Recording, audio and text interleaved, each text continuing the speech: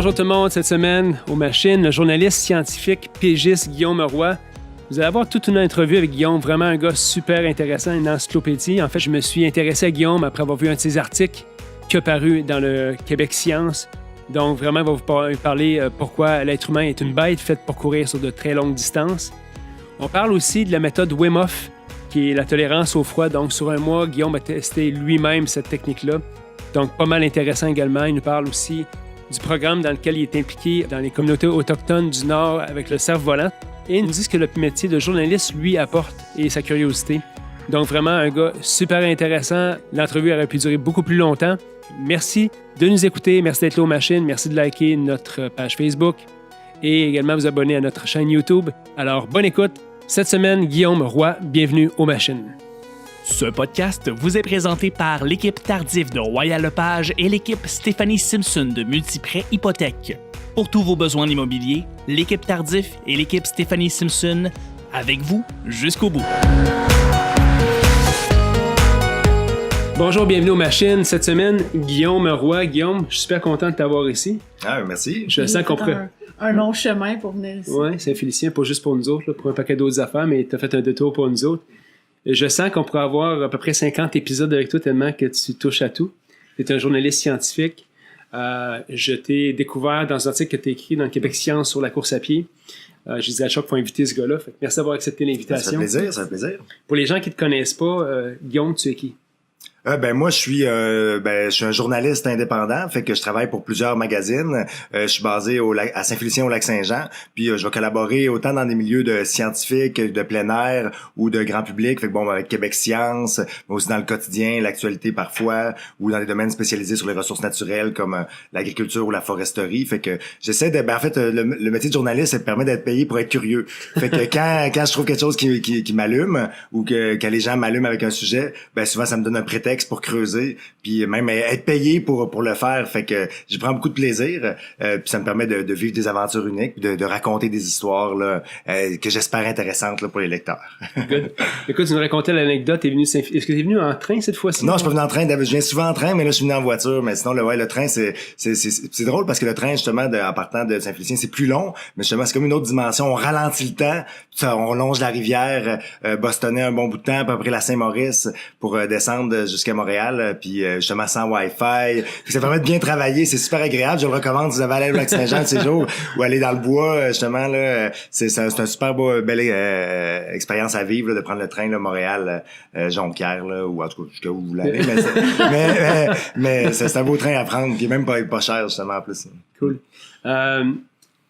Comme je disais tantôt, tu as un paquet de sujets de lesquels tu parles d'ailleurs sur ton site web que tu n'as pas mis à jour récemment, mais on voit tes articles un peu partout.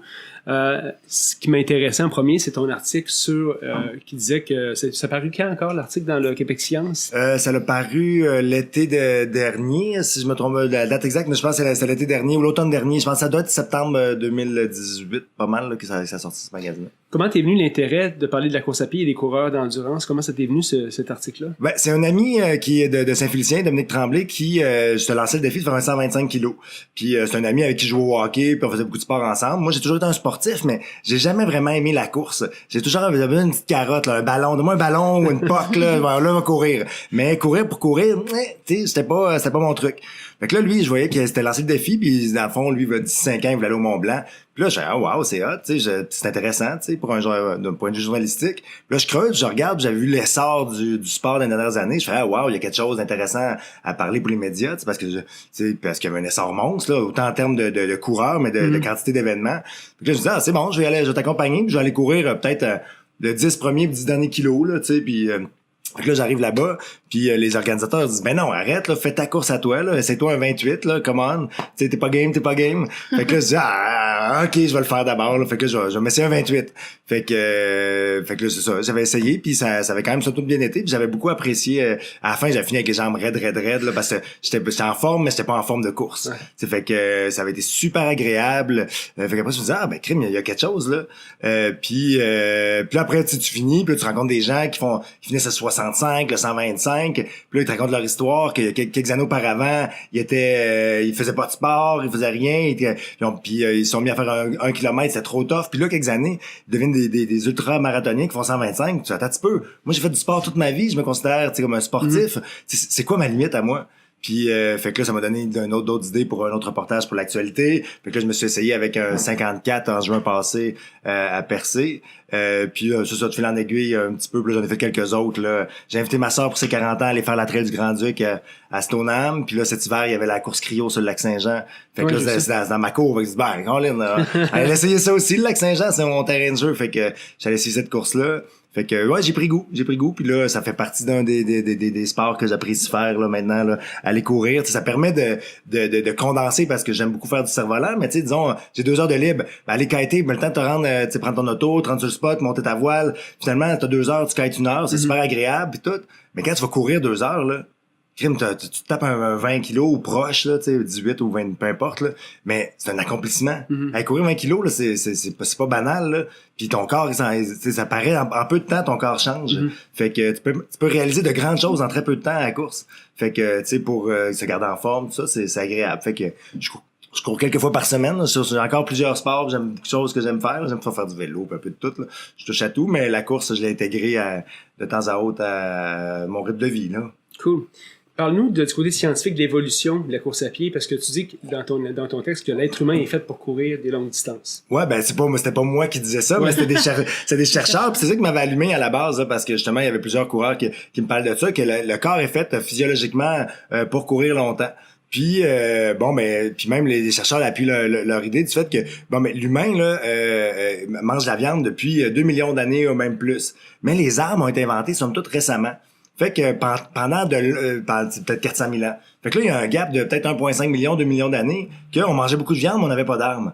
Fait que, comment ça se faisait? Fait que la théorie, en tout cas, puis même ça se faisait encore jusqu'à récemment, c'est de la course par, comment c'est quoi le terme? C'est des courses à l'épuisement. Un peu l'épuisement, c'est ça, persistence hunting.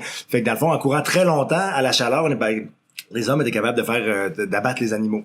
Fait que fait que là, à partir de cette prémisse-là, ils se sont mis à regarder le corps humain, c'est quoi qui différencie un singe de l'homme. Fait qu'on a plein d'adaptations. Le talon d'Achille, par exemple. Le talon d'Achille, c'est vraiment un spring un ressort qui, à la marche, il sert à rien. Mais à la course, il va te donner un ressort qui va t'augmenter là, la donnée exacte, autour de 20% de puissance supplémentaire. Mais la façon dont les muscles sont faits, les fesses, les adaptations, comment que la tête est attachée, tout ça, ça permet... le corps est vraiment conçu pour la course de longue distance. Si on regarde aussi, là, on est les seuls animaux qui ont pas de poils. Tu sais, en tout cas, presque. Ben, c'est pas pour rien. C'est parce qu'on est capable de transpirer puis émettre la chaleur beaucoup mieux que n'importe quel autre animal. Les autres animaux, c'est souvent en haletant, avec la bouche, qu'ils vont être capables de dissiper la chaleur. Ouais. Fait que justement, puis disons, un cheval ou n'importe quelle bête qui court, il va falloir qu'ils s'arrêtent parce qu'en courant, ils peuvent pas vraiment dissiper la chaleur. Fait que quand il fait très chaud, les autres vont surchauffer. Puis à un moment donné, la bête, la température corporelle monte à un degré si haut que la bête s'arrête. Elle peut plus avancer. Tandis que nous, on est capable de dissiper la chaleur là, pas mal autant qu'on veut. On n'est pas les plus rapides, on est de loin de là, mais on est capable, l'être humain est capable de courir pendant très longtemps. T'sais, même il y a une course qui se fait, je pense, en Angleterre contre des chevaux aussi, des fois. Là. Ouais. Puis selon la température, l'homme gagne une fois de temps en temps. Les chevaux gagnent souvent. Là. Mais sauf que, plus que t'allonges la course, là, plus que l'être humain a de chances de parce que justement avec les courses qu'on fait de nos jours, là, qu'il y en a qui courent pendant des jours, des semaines, même du monde va se taper des courses pendant des années. Il n'y a pas d'animal qui est conçu pour courir aussi longtemps. Fait que je trouvais ça super intéressant parce que souvent le monde, puis surtout dans un monde où est-ce qu'on se sédentarise de plus en plus, ton corps, tu sais, c'est comme une machine. Puis il faut que tu l'utilises, sinon ça rouille. Fait qu'on est conçu pour bouger, là. Puis justement, quand on est sédentaire, il y a plein de problèmes qui finissent par affliger ton corps parce qu'il doit bouger. Plus qu'il bouge, tu sais, on est conçu pour ça. Fait qu'il faut l'utiliser. Sinon ça va tomber en désuétude. Là. Fait qu'en tout cas, puis il y avait des études justement qui avaient été faites là-dessus, dont un expert, là, Daniel Lieberman là, de Harvard, qui était super intéressant. Là. Justement, c'est drôle, une personne super accessible. Il y avait un petit courriel, 10 minutes après, il rappelle. Des fois, des experts, tu te dis, ils sont difficiles d'accès, là, mais des fois, c'est des experts qui se donnent beaucoup d'importance. Puis c'est ça drôlement en termes de journaliste, parce que même des fois t'appelles la NASA, puis le lendemain t'as une entrevue, puis il y a du monde, non oublie ça, man, je suis trop occupé, je peux pas te rappeler. Tu fais comme, attends un petit peu, Je pas la NASA, comme c'est deux passé. poids, deux mesures. non, mais c'est ça, c'est que des fois du monde qui s'invente aussi d'être très occupé. Parce que tu sais, une entrevue de 10 minutes, là, ça se squeeze bien, là, je peux, tu sais, bref, sideline, un petit message là, que je passe au monde qui se donne trop d'importance. On est moyen de closer un peu de temps, là. En tout cas, tout est accessible, t'es venu aux machines. C'est ça. Il y a moyen de s'arranger dans la vie d'habitude, là, tu sais. Prends le temps de répondre. Bref.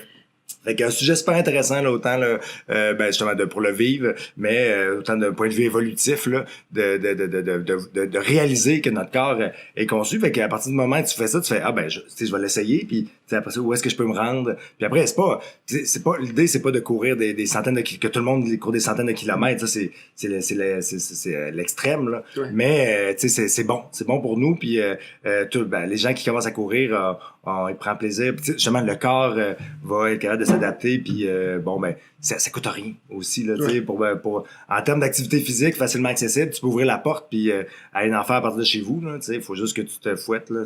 Le pas le plus difficile, c'est le premier. Une fois que t'as tes running, puis tu sors de la porte, c'est comme bon, on va aller faire un petit tour. On va aller faire un petit tour, là, on va aller faire un tour du bloc au moins, là, après ça on verra, là. Tu parlais un peu plus de l'aspect physique, là, que dans le fond, on est fait pour ça. Qu'est-ce que tu penses de l'aspect un peu mental? Parce qu'on s'entend de la course de longue distance, c'est beau, c'est physique, là, mais au-delà de là, c'est... Ben c'est ça, selon la limite, elle est plus mentale que physique, parce que c'est le mental qui va, tu sais, souvent là, quand que les gens vont arrêter, ils vont faire des études, tu sais, la quantité d'énergie qui reste là est encore suffisante pour courir longtemps. Fait que c'est comme des mécanismes du cerveau qui vont faire en sorte que tu vas arrêter bien avant que tu vas mourir là. Fait que les chances de mourir, ben ça va être la déshydratation puis les coups de chaleur, mais c'est pas pas l'énergie. C'est pas l'énergie, un manque d'énergie puis qui va faire clac là, tu sais, plus de jus là.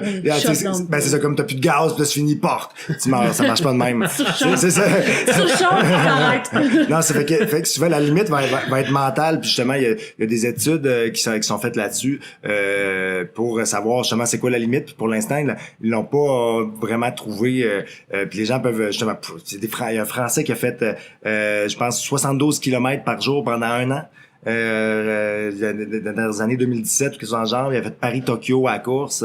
Fait que tu sais, tout le monde les repousse constamment. Tu sais, avant, il y a pas si longtemps, au début, on parlait des 125, c'était gros. Près des 200, des 300, là, le Infinitus Race, 888 en 10 jours. Tu sais, on dirait qu'il y a tout le temps des affaires. Puis le monde qui vont se faire leur propre défi. Tu sais, fait que la limite est difficile à définir. Puis, fait que l'être humain est très élastique, puis le corps humain peut en prendre beaucoup. Fait que à chacun de trouver sa limite, mais c'est vraiment impressionnant de voir que comment la plasticité du corps humain, puis même des gens qui étaient zéro sportifs, puis 2-3 ans plus tard, 4-5, en tout cas, peu importe la durée, là, ils courent des 125 kilos. Ça démontre à quel point que, tu sais, si les gens s'y mettent, ben oui, c'est pas une obligation de courir 125, ça, mais... t'es pas obligé de faire ça. Ben non, mais tu sais, On perd 5 km. Non, mais c'est ça, exact. Mais les gens, on est capable. Les gens, le corps est fait pour ça, là. Faut pas se gêner pour l'essayer. C'est drôle parce que quelqu'un disait ça récemment, c'est un athlète d'endurance. Il disait, je me suis rendu compte que quand tu penses que t'es au bout de tes réserves d'énergie, t'es juste rendu à peu près à 40-50%. Après ça, il en reste encore en masse. Fait que le monde pense souvent, justement, comme tu disais, c'est fini, ils sont brûlés, mais il reste beaucoup d'énergie après ça. Ah ouais, tout à fait. Puis ben c'est normal, justement, des courses, une course de longue distance. Même dans une journée qu'on fasse n'importe quoi, t'as des hauts, des downs là, dans ta journée même de travail. Là, tu sais, on a des cycles juste de, j'imagine, de la digestion puis comment l'énergie elle arrive. Mais en course, c'est inévitable. En tout cas. Peut-être que les super athlètes, là, ils trouvent ça somme toute facile, mais la plupart des gens, ils se poussent, puis à un moment donné, t'as des baisses, c'est difficile, là. Tu manges un cheeseburger, puis ça arrive. Ben, tu sais, moi, en tout cas, je sais que le 54 que j'ai essayé, là, il restait 15 kilos, là, puis là, c'était difficile, puis avec 5 kilos à faire, là, j'ai cassé, là, j'avais le goût de brailler, là, tu sais, puis à un moment donné, tu te ressaisis pis tu dis, ben, tu marches. Mais il te reste du jus, là, tu sais, que tu peux marcher, mais après, c'est les articulations, c'est autre chose, ça fait mal. Mais on est capable de tolérer la douleur, quand même, pas mal, là, mais c'est ça, c'est la gestion de la douleur. La gestion de la douleur, quelque part, là, parce que ça fait toujours mal un petit peu. Pis tu peux, le monde qui court des grosses distances, ça va avec les pieds enflés, pis des affaires de fou aussi, là. Fait qu'il faut que tu sois prêt à tolérer de l'inconfort. C'est beaucoup d'inconfort. Puis après, justement, tu peux te fouler un peu de cheville, des ampoules, il y a tout ça, là. Fait que, mais ouais, non, ça l'apprend, c'est de la résilience, puis de continuer à pousser, même si c'est tough. Mais après, c'est ça. Tu sors de ta zone de confort vraiment, là. Mais c'est satisfaisant de sortir de sa zone de confort parce que après on l'agrandit, là, à chaque fois. Fait que ça te permet. Après, c'est comme une analogie à chaque fois. À chaque fois que tu sors de ta zone de confort, tu te dis ben j'ai réussi, malgré la douleur et les difficultés. Fait qu'après tu te dis what next, quoi d'autre que je peux faire que je pensais pas être capable de faire il y a pas si longtemps. Fait que ça permet d'ouvrir ses horizons. Ou les plus jamais durent pas longtemps. Ouais, c'est ça, exact. Tu dis, peut-être, tu sais, genre, il y a pas si longtemps, tu te disais que c'était impossible de faire une telle course, de faire telle affaire, telle action, puis là, tu réussis, tu sais, comment tu peux. C'est quoi la prochaine chose que je pensais impossible, que finalement, il y a rien d'impossible, c'est juste de prendre les moyens, puis de prendre le temps aussi d'y arriver. Puis souvent, on est capable c'est possible, là, tu sais. Relativement à ça, moi, je suis pas scientifique, mais j'ai une opinion là-dessus. Tu vas rencontrer souvent des gens qui disent, moi, je cours pas parce que j'ai mal aux genoux. Puis j'ai remarqué une chose, moi, puis personnellement, souvent, quand je vais courir moins, j'ai des bobos qui sortent, je me mets à courir, il n'y a plus rien, je peux mal nulle part.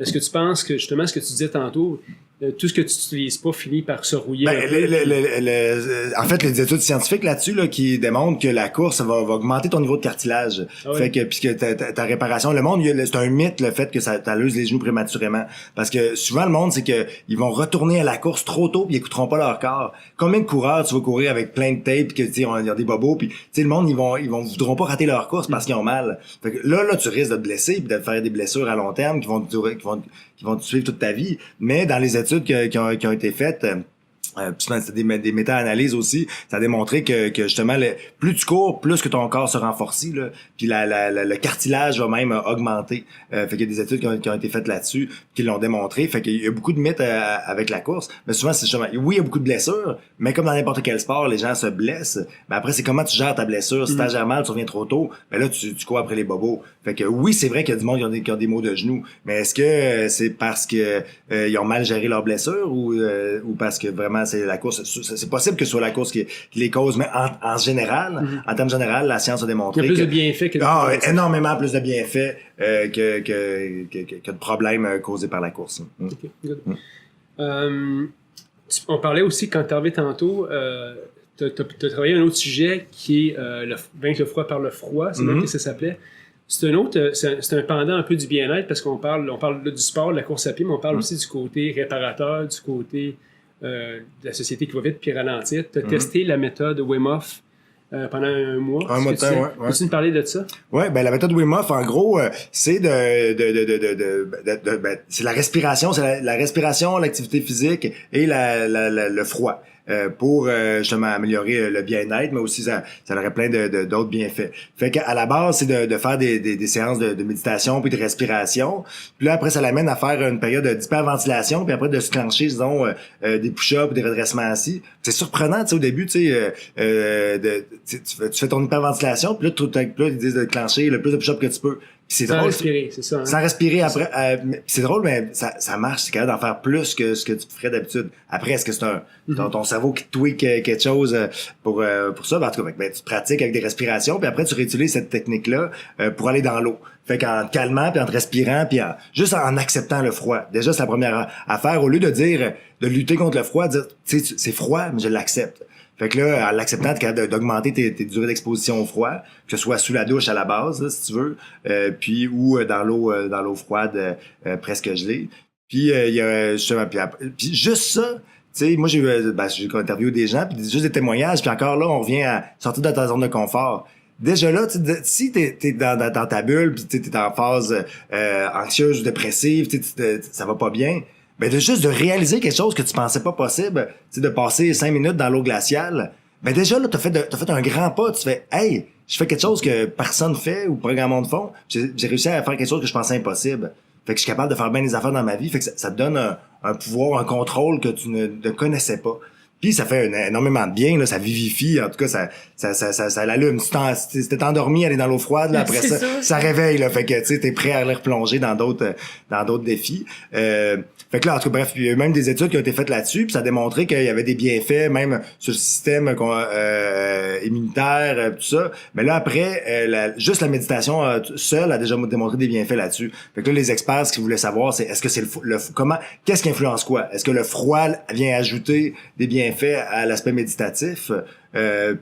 Ou pas. Fait que là, justement, je voulais faire un suivi pour savoir qu'est-ce qu'il y en était là-dessus, mais on n'a pas encore la réponse. Mais juste, c'est juste agréable d'être capable de repousser ses limites de gestion du froid. Puis juste, après, ça permet d'être plus calme. Tu sais, en hiver, le monde capote. Mais ça aurait dire, puis c'est capoté de même, là. Je te garantis que tu vas avoir plus froid. C'est mon genre. Juste de respire, puis calme-toi, détends-toi. Ben, déjà, le sang va mieux circuler. Puis tu sais, genre, accepte. Oui, c'est froid. Mais vas-tu mourir? Non. Bon, ben, crime, calme-toi une heure. Je veux dire, mais c'est vrai, c'est la base. Fait qu'à partir de ce moment-là, bon, ben, on peut relaxer mieux, puis mieux tolérer le froid en quelque sorte. Là. Fait que c'est des expériences là intéressantes. Puis bon, ben, ça, il y a tout. Des fois, ça a l'air un peu gourou aussi, là, en regardant ça, là, Wim Hof, là. Mais, tu sais, c'est ça. Ça reste que ça fait du bien. Juste de prendre du temps, de prendre 10 minutes par jour pour respirer, là. C'est bon, mais on le fait trop rarement parce qu'on se rush dans tout, là. Fait que, mais tu sais, juste de prendre 10, 15, 20 minutes de méditation par jour, là, ça fait un bien fou. Fait que, ajouter ça un peu d'exercice puis aller dans l'eau froide, ben, ça te challenge. Puis, c'est un bon défi. Fait que, des gens, ils trouvent, ben des bienfaits. La science n'a pas encore tout prouvé, mais il y a même du monde qui parlait de syndrome de Raynaud, de problèmes de circulation. Oui, ça les avait aidés à mieux circuler, mais tu sais là après ça, c'est ça. Ça reste de l'anecdotique là. On peut pas prendre des anecdotes comme celle-là puis en tirer des conditions scientifiques là. En tout cas, pas un scientifique. Ben non, mais en tout cas, c'est ça. Ben non, c'est ça exact. C'est anecdotique. Fait qu'il faut beaucoup de données puis beaucoup de temps avant de prouver des choses comme celle-là. Mais ça semble c'est intéressant. Du moins, c'est intéressant puis à tester. Puis moi, j'avais bien apprécié mon expérience. Maintenant, je le fais une fois de temps en temps sans être trop rigoureux. Mais c'est agréable. Puis justement, là, tu dis une grosse différence là entre jour 1 puis à la fin du mois là. Ben, je suis capable de rester plus longtemps, ouais. Mais je calcule pas beaucoup d'affaires moi dans la vie. Tu sais, justement, j'ai pas, je prends pas d'application. Bien rare quand je le fais là pour aller courir des affaires. Tu sais, fait que je vais c'était au pif. Mais, oui, ben c'est ça. Mais je restais plus longtemps puis je contrôlais mieux mon corps là. Puis même si c'était en novembre, même si ça devenait de plus en plus froid dans l'eau là, mais c'était super intéressant comme expérience. Wow, cool. Est-ce que t'es genre justement à tester beaucoup d'affaires qui t'intéressent comme ça? Ben oui. Est-ce que c'est un peu ce que tu fais aussi? Tu vas t'exposer un peu à tout ce qui t'intéresse? Ben oui, je suis chanceux, j'ai le métier pour le faire, je peux être payé. Je peux être payé pour le faire, fait que c'est super agréable. Un bon sujet pour un journaliste ou un pigiste, c'est ouais. Fait que dans le fond, tu me parles des ouais, ça m'intéresse. Ben tu sais, moi, si je peux proposer un média, faut que je vende l'idée, là. Fait que je vends l'idée. Puis des fois, justement, de donner un angle personnel en testant moi-même, ben ça donne un sujet encore plus unique. Parce que ben justement, chaque média va avoir un sujet unique, mais si à travers une expérience personnelle, ben c'est complètement unique, là, parce que c'est mon vécu. Fait que c'est des sujets qui peuvent se vendre plutôt bien. Fait que puis j'aime ça. Fait que si on peut aller jouer dehors, puis ça a un aspect scientifique, ben là, ça vient rallier plusieurs des choses que j'aime dans la vie, là. Fait que ça me plaît beaucoup. Puis j'aime toucher à tout, là, puis faire de différents sports. J'ai de la misère à me dédier à un sport parce que je finis par m'ennuyer peut-être, là. Fait que j'aime bien l'idée de diversifier puis un peu être touche à tout, puis même à travers tout ça, là, sans être dans l'extrême performance. Là. C'est plus j'essaie de rester dans le plaisir. C'est quoi le sujet le plus flyé que tu as exploré? Le plus flyé que j'ai exploré. Ah, crime, c'est un bon, je sais pas. Des fois, c'est des affaires spéciales. Comme là, récemment, j'étais allé passer, tu sais, des fois, c'est pas tout le temps sportif, j'allais passer un 24 heures au monastère. Fait que c'est super intéressant. Ouais, ben oui, ben on peut parler aussi, parce qu'il fallait que je fasse des entrevues quand même. Fallait que j'aille de la viande un peu avec mon texte. Mais c'est ça, du point de vue spirituel, c'était super intéressant. Où t'es allé? C'était au monastère de Mistassini. Okay. L'abbaye de Notre-Dame de Mistassini, dans le nord du Lac-Saint-Jean. Mais sinon, des fois, à un moment donné, j'ai fait un trek au camp de base de l'Everest, tu sais, quelques opportunités des fois. Sinon, justement, dans le Grand Nord, l'an passé, j'étais allé récolter des moules sous la glace. Ah ouais, Ça, hein? c'est flyé, disons. Ça, c'est justement, c'est pas quelque chose de commun. Là, c'est à marée basse, l'eau se retire. À quel endroit, ça? À Kanjik-Sujouak, OK. dans le nord du Québec. Fait que l'eau se retire sous la glace, fait qu'on peut creuser un Ah oui, trou. j'ai vu ça. Puis J'ai vu un reportage de télévision. Ouais, non, c'est ça. C'est quelque chose qui est couvert par des médias internationaux Ouais. à chaque année. Puis, justement, j'ai entendu parler, tu dis, hey, moi aussi, je vais aller voir ça. Puis c'est super spécial. Justement, tu descends, puis t'as une demi-heure, une heure, C'est ça. avant que l'eau elle remonte, puis tu ramasses tes moules, puis tes algues, puis prends du lunch pour ramener à la maison. Fait que c'était super, c'était super cool, ça. Je voyais, est-ce qu'il y a un risque à ça? Parce qu'à cause des marées, quand l'eau remonte, ils connaissent, je pense, les. Ouais, ils connaissent, puis tu sens le souffle et tout ça, puis un timing, puis bon, mais ils disent faut pas que tu cries, faut pas que tu marches au-dessus, puis ils connaissent leur affaire, mais oui, il y a des risques. Il y a des risques à te tomber si en marchant pour sortir dehors, il y a de la glace dehors, oui, il y a des risques. Ouais, c'est ça. Oh, intéressant. Puis le Nord, justement, tout le Nord, l'aspect, ça fait quelques années que j'ai l'opportunité d'y aller, là. Puis bon, mais il y a tout le temps des petits clins d'œil, des reportages, des modes de vie différents, là. Fait que ça donne plein d'idées pour plein de reportages. Est-ce qu'il y a des choses que tu as appris qui te fascinent vraiment sur le corps humain, qu'il n'y a pas grand monde qui savent en tant que scientifique? Tu as parlé de la course à pied, tu as parlé de la méditation, et des affaires encore, tu dis, tabarouette, j'ai appris ça, puis je ne savais pas ça sur le corps humain. En tout cas, l'aspect biophysique là qu'on parlait pour la course tout à l'heure, ça m'avait surpris, tu sais, parce que souvent on voit, tu sais, justement on pense que des quadrupèdes, tu sais, vont être mieux adaptés à la course et tout ça là. Fait que mais ça j'ai vraiment appris beaucoup là, puis j'avais lu beaucoup de livres là-dessus là. Entre autres, il y a Born to Run, Ouais. tu sais, le livre mythique. Fait que là aussi Born to Run, ça l'avait aidé à justement à pousser, puis lui il partait de l'étude de Daniel Lieberman à la base dont je parle dans le texte là. Mais j'ai beaucoup appris. Puis à chaque fois, il y a beaucoup de choses. Justement, quand j'ai fait un papier sur l'hypothermie, justement, en parlant du froid, là, puis comment le corps peut réagir, puis tolérer des températures très froides, puis comment, en tout cas, quand est-ce que les séquelles permanentes arrivent. Puis non, c'est toujours, le corps humain est fascinant, là, puis le cerveau est fascinant, là, parce que souvent, ça a des signaux que notre cerveau va nous envoyer, puis c'est tellement plastique. Puis ce que les gens ressentent vraiment, c'est tout du réel, mais c'est à cause du cerveau, il te le fait sentir comme du réel, même quand c'est des faux signaux, disons là. Ouais. Même fait que non, c'est vraiment le corps humain est une machine fascinante. Puis toute en fait, la vie en tant que telle, la biologie des animaux, les écosystèmes, l'environnement, plus que tu en apprends, plus que c'est fascinant, là. Mais mettre exactement là, dire que quoi j'aurais de la misère, mais tout ça me fascine. Fait que c'est des sources infinies de sujets. Là. Est-ce qu'il y a un sujet qui vraiment, ça, tu aimerais faire un article là-dessus un jour qui t'intéresse? Ah, il y en a plein. Il y en a plein. Là. Justement, toutes les en moi, je prends des notes. Tu sais, puis il y a plein de choses. Fait que il y a tout plein de sujets là, que je souhaite couvrir. Mais là, souvent, c'est que des fois, ça prend quelques années, comme dans le Nord, justement, je le visais pendant quelques années, puis finalement, c'est que à la base, je vais aller faire des reportages sur un programme de ski cerf-volant, de kite ski dans le Nord. Puis là, ça coûte cher, faire financer, tout ça, c'est compliqué. Puis là, Manon qui dit, mais si tu veux y aller tant que ça, deviens instructeur de kite ski. Fait que je dis bonne idée. Fait que là, je suis devenu, puis maintenant j'ai la chance d'y aller depuis 5 ans dans le Grand Nord québécois. Fait que des fois, tous les reportages, tout possible, là, mais depuis à un moment donné, j'avais un projet, c'était pour une firme de Montréal qui allait illuminer le Super Bowl. Le show de la mi-temps. Ah, c'était Pixmob. Ah ouais, okay. Pixmob avec des bracelets lumineux. Oui. Puis là, je m'étais pris trop tard. Fait que des fois, il y a des opportunités en or, tu sais, fait que pour aller faire des reportages, mais tu sais, puis après des opportunités de voyage des fois, mais tu sais, non, il y a rien que j'ai ciblé. À date, tout ce que j'ai ciblé, ça finit par marcher, là. Mm-hmm. Mais fait que le monde t'a découvert, tout est une source de sujet tout le temps. Fait que il y a plein de choses, mais j'ai pas rien de liste pas de bucket list. Bucket list à faire absolument, là. C'est ça. Parce que je me laisse guider par les opportunités qui s'amènent à moi. Mais je vis c'est ça, j'ai beaucoup de plaisir à faire ce que je fais, là, puis il y a plein de, j'ai pas besoin d'aller à l'autre bout du monde, là, comme cet hiver, là, mon défi que je m'étais lancé, c'était faire les traversées du lac Saint-Jean. Fait qu'il est rendu qu'il y en a 4. Il y en a une en ski de fond, une à la course, une en fat bike, une en kite. Fait que, tu sais, c'est dans ma cour arrière, puis tout est là. Fait que pas besoin d'aller à l'autre bout du monde, là, pour faire des affaires cool, puis triper, là, des fois, là. Des fois, la meilleure aventure, c'est c'est un cours chez vous. Ben oui, c'est ça, exact, là, parce que c'est la plus facile, la plus accessible, puis que je peux le faire à tous les jours, puis que rester en forme. Si c'est à l'autre bout du monde, là, ben, tu peux faire juste une fois par mois, ben, c'est pas pareil. C'est limité un peu. C'est ça, exact. Fait que, bon, fait que c'est ça, j'ai pas de bonne, non, je sais pas, il y a plein de choses que je veux faire, mais il y a rien, c'est flou. C'est pas défini nécessairement. Ce que tu fais comme activité, tu t'en vas dans le Nord, tu pars là, je pense d'ailleurs Ouais, aujourd'hui. je pars samedi. C'est quoi cette initiative-là exactement? C'est un programme de kite. C'est un gars qui a une école de kite ski à Saint-Placide, il s'appelle Guy Laflamme. Puis lui a donné des cours dans le sud, il disait hey, wow, c'est tellement c'est facile. Puis là, il y avait un flash, toutes les Inuits devraient faire ça. Parce que c'est un modèle de voile qui est super facile à apprendre. Les paraskiflex, ça prend une demi-heure. En une demi-heure, t'es sur tes skis et t'avances. Même si t'as jamais fait de kite ni de ski.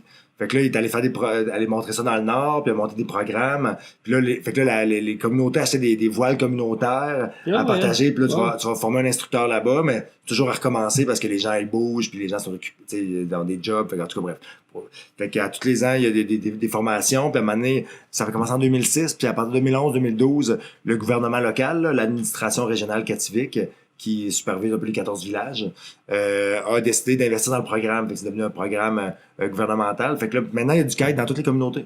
Wow. Fait que dans toutes les communautés nordiques, il y a des équipements de kite, puis il y a des cours qui se donnent. Fait que c'était super intéressant pour aller couvrir. Puis, puis avec le sport, ça permet de créer une relation super cool avec les locaux rapidement. Sinon, c'est une culture différente. Fait que comment t'approches les gens. Mais là, on fait du kite, en 5 minutes, on se tape des mains, on a du fun. Fait que là, après, ça crée une porte d'ouverture pour connaître les gens, puis passer du bon temps avec eux. Puis partager tout ça, puis après on dit hey, ouais, on va aller pêcher, aller faire d'autres trips là, fait que ramasser des moules. Ouais, ramasser des moules entre autres, c'est ça. Fait que là je suis pas allé à la chasse encore, mais j'aimerais essayer d'y aller peut-être cette année, j'essaie de me trouver un peu de temps. Fait que ouais, non, c'est une belle opportunité, puis après il y a tout le temps des idées, des sujets secondaires pour aller faire là, comme l'année passée, j'ai eu la chance d'aller dans le parc des Pingaluites. Parc national des Pingaluites, où là, cette année, il y a le parc de Tursouya qui est à côté de Doumilhac. Fait que là, j'ai un petit séjour média, là, j'allais faire 4-5 jours dans le parc aussi. Là. Fait que ça permet de faire des découvertes, là, puis de partir à l'aventure. Est-ce que tu souhaites que tout le monde serait plus... Est-ce que tu penses que tout le monde serait... Si les gens étaient tous curieux, seraient plus heureux, non?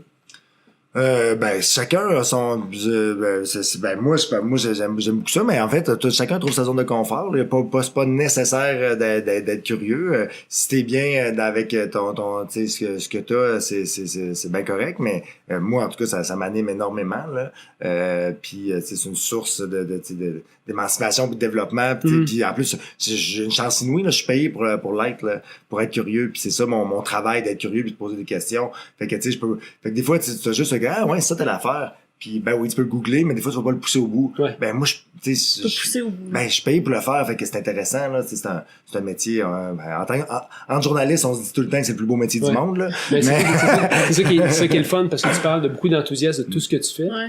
C'est rare que tu parles du monde qui vont être aussi enthousiastes sur tout ce qu'ils vont faire. Ouais. Ben j'ai le choix, c'est moi qui choisis en quelque sorte. Pourquoi tu vas travailler aussi? Ben oui, c'est ça exact, puis ben oui, des fois j'en prends des c'est moins le fun. C'est moins le fun, plus payant, c'est correct. Mais quand c'est plus le fun, ça peut être moins payant. Il y a comme un gauge là, de même. Puis si ça peut être le fun et payant, mais là let's go, ouais. Si c'est pas le fun, que je pars. C'est pas le fun, pas payant. Ben là, c'est le premier petit scratch dans ta liste, parce qu'à un moment donné, là. Il y a une limite à combien tu peux être en même temps sur des. Ben ouais, c'est ça, à un moment donné, là, c'est ça, plus que tu te fais un nom dans le domaine aussi, là, plus que c'est facile de trouver des contrats. Fait qu'à un moment donné, tu délaisses ceux qui payent moins, qui sont moins le fun. Tranquillement, inévitablement, comme tout le monde le fait, là. Un fou dans une poche. Ça, c'est toi qui fais les photos aussi en même temps, parce que j'ai vu sur ton site, là, il y a quand même les photos sont assez je suis d'abord un journaliste, puis tu sais, un journaliste de plein air, ben il faut que tu accompagnes ça avec des photos idéalement là. Fait que j'apprends. Ça va mieux. Ouais, c'est ça, j'en prends, mais tu sais, j'ai des collègues qui sont photojournalistes exclusivement, qui prennent des photos bien meilleures que les miennes. Puis j'essaie d'apprendre pour en vendre plus parce que c'est un cachet supplémentaire pour moi. Puis aussi, ben je l'ai pas fait encore, mais je sais qu'il y a beaucoup de mes collègues qui font des partnerships avec tu sais un journaliste avec un photographe. Puis là après, ça donne des photos géniales qui sont encore plus faciles à revendre. Donc, ce que tu revends ton sujet à l'international, à plus de magazines, l'image compte vraiment beaucoup. Fait que ça m'intéresserait de le faire, mais après, c'est tout de timer. Fait que bref, oui, je prends de la photo, mais j'ai encore des croûtes à manger. Qu'est-ce qu'on te souhaite pour les prochaines années? Qu'est-ce que tu souhaites faire? Comment tu vois ta carrière? Est-ce qu'il y a quelque chose que tu voudrais vraiment faire? Outre les reportages, as-tu une job de rêve ou une position de rêve que tu aimerais? Ben, je pense que je l'ai déjà, ma job de rêve. Ouais. Là, ben, en fait, ça me permet, tu sais, le journaliste permet de débarrer les clés, d'ouvrir les portes de n'importe quoi. La plupart des gens, tu sais, ils sont contents qu'on va partager leur histoire, tu sais, qu'il y a des gens qui s'intéressent à eux. Fait que, tu sais, moi, je peux demander à quel, tu sais, justement, je te dis tout à l'heure, tout le monde peut aller dormir au monastère ou à une hôtellerie, mais, tu sais, après, tu t'es invité à manger avec les moines dans le backstore, tu sais, t'as accès à des choses hallucinantes. T'as juste à demander aux gens, puis tu peux aller passer du temps avec eux, tu sais, dire, hey, excuse-moi, j'aimerais ça voir ben, parfait, viens voir ma shop, viens voir ma ferme, ils sont contents, viens, tu peux venir coucher, tu sais, tu peux venir, tu sais, comme cette année, j'ai eu la chance, j'allais en Finlande pour faire des reportages, puis après, tu demandes, tu fais un petit tour supplémentaire, tu sais, les gens ils veulent raconter leur histoire parce que justement, souvent c'est gagnant-gagnant, ils en tirent profit aussi de faire connaître leur entreprise ou quoi que ce soit, mais fait que ça ouvre toutes les portes, fait que c'est vraiment un métier, moi, ça m'a permis de joindre tous mes intérêts aussi, là. Autant la science, le plein air, mais l'entrepreneuriat aussi, les ressources naturelles, qui sont mes sujets favoris. Fait que, tu sais, après, justement, je peux choisir dans tout ça. Fait que non, j'aime beaucoup ça. Ben, c'est sûr que là, moi, ma famille, j'ai 3 enfants. Fait que, tu sais, c'est ça, faire des voyages en famille, puis organiser, puis aller trotter avec toute la gang, puis leur transmettre cette passion-là pour jouer dehors, là, c'est quelque chose que moi et ma conjointe, on veut faire. Fait que, ils ont quel âge? Là, ils ont 3, 6 et 8 ans. Non, ça bouge. Ça bouge, surtout, ben, je ma blonde qui reste à la maison, là, quand je vais faire des reportages, là, faut qu'elle gaule. Elle est très bonne d'ailleurs, fait que, non, c'est ça, fait que justement, ça aimerait ça en profiter, pour justement leur faire découvrir le monde et tout ça, là. Fait que ben, c'est ça qui est cool, c'est que les journalistes, c'est que tout est sujet à être tweaké pour tu sais, ça reste des bons sujets, même quand je suis avec la famille. Des fois, je fais des trucs que je pense pas être pour le travail, je dis, OK, là, je tire la plug, là, je travaille pas. Mais finalement, c'est intéressant, c'est un bon sujet, fait que finalement ça devient un sujet pareil. Fait que c'est difficile d'en sortir parce que, tu sais, à toutes les fois, tu sais, justement, si on fait un truc en plein air ou en tourisme avec la famille, ben, je vends des sujets comme celle-là. Fait que, finalement, tu sais, justement, maintenant, on va faire du canot camping. Là, on va parler de faire un canot camping en famille. Comment, tu sais, que c'est intéressant, là, tu sais, puis des rivières accessibles, faciles. Fait que, bref, c'est ça. Ça mélange. C'est un mode de vie aussi, quelque part, là. Tu sais, je suis tout le temps on, mais je suis tout le temps off. Puis, mais j'ai beaucoup de plaisir à faire ce que je fais. Bon. Guillaume, c'est quoi pour toi être une machine? Une machine, ben, c'est de sortir de sa zone de confort, justement, de repousser, de pas se contenter de ce qu'on a, là, maintenant, pis ses limites, de repousser ses limites constamment, peu importe, que ce soit physique ou, c'est pas obligé d'être à la course, nécessairement, mais de pas se contenter, là, de ce qu'on a, d'être capable de toujours aller plus loin, puis de se challenger. De se challenger, pis quand t'es pas sûr pis t'es pas capable, comme tu sais, justement Hélène Dumais que je lui ai parlé récemment, tu sais, un vrai défi, là, c'est un défi que t'es seulement t'es pas sûr que tu vas réussir. T'es pas sûr que tu vas le réussir, t'as seulement 50% de chance de réussir. Ouais. Ben ça, c'est le fun. C'est le fun. C'est le fun, puis tu sais, ça se peut que qu'il y a des échecs, que t'aies un échec, mais tu grandis beaucoup à travers les échecs aussi. Mais ça, c'est justement, sortir de sa zone de confort puis se repousser ses limites, là, ça serait ça, selon moi, la définition de la machine. Cool. Si tu avais un livre à recommander au plus grand nombre de personnes, qu'est-ce que ce serait? Ce serait Ils ont couru l'Amérique et Elles ont fait l'Amérique. Là, c'est un duo qui a été écrit par Serge Bouchard, là, l'anthropologue. Ouais. J'ai étudié avec le fils de Serge Bouchard à l'école, moi. Ouais. Puis Alexandre, que je salue. Ouais, c'est super intéressant. Tu sais, justement, c'est comme plein de personnages historiques québécois, là, franco-canadiens, qui est méconnu parce que, ben, justement, le clergé, tout ça, là, les coureurs des bois, puis les franco-canadiens qui allaient s'ensauvager, là, c'était pas les modèles à suivre. Fait qu'on on entend parler moins, mais tu sais, toutes les Radisson, les Étienne Brûlé de ce monde qui sont partis, souvent qui sont fait attrapés par puis finalement ils sont mis à vivre parmi les communautés autochtones qui ont découvert le pays, puis que tu sais des Québécois qui étaient cowboys dans l'Ouest, puis que tu sais qui étaient tout le temps les premiers en avant, puis les découvreurs, puis qui étaient les coureurs des bois. C'est super intéressant, puis ça fait partie de notre patrimoine. Puis c'est vraiment méconnu, c'est super bon à lire.